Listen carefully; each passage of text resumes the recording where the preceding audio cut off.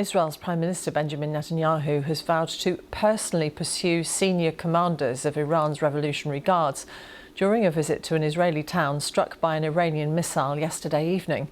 More than 180 people were injured in strikes on two towns in southern Israel, Arad and Dimona. Let's join our correspondent Sebastian Usher, who's in Dimona in southern Israel, one of those areas targeted. Sebastian. I think if you look around, you'll get an idea of the devastation that just one missile getting through can cause, and the anger, again, that we've heard from the Israeli Prime Minister Benjamin Netanyahu and from the President Isaac Herzog, who also visited the site in Arad, where we were a bit earlier. But here in Dimona, you can see one building destroyed here. There's a kindergarten, which was destroyed down there. The impact site is directly behind me over there. Deep, deep crater that was created. And over there is a house where a man's family, his wife and his son, barely survived. Essentially, it was the 8th warning that they'd received that day, and the son didn't want to go to the shelter. The wife insisted. They went into it. That's the only thing that's still properly standing, untouched, and they survived. Now, that crater, as I say, didn't make impact with the building. The same case in Arad.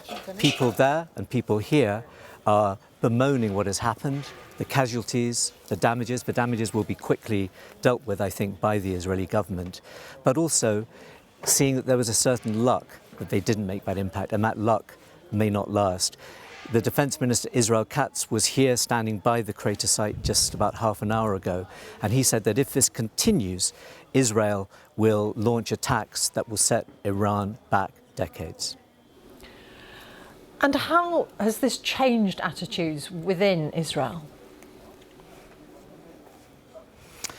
I think what it's doing is really solidifying the support for this war. Many people, I mean, I've spoken to many people here and in Arad and elsewhere who don't support the Prime Minister Benjamin Netanyahu on many issues, but do on Iran. A very similar story to what happened last year in the 12-day war. And each one of these attacks, and people look at the devastation, the people who survive the devastation feel that this shows the justification for the argument that they're making. I just had a long conversation with the husband of the wife and the teenager who survived.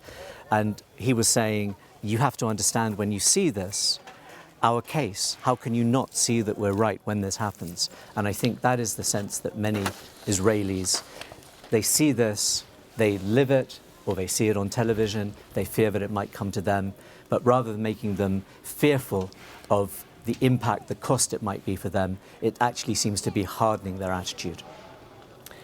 Sebastian, for the moment, thank you very much. Sebastian Usher in southern Israel.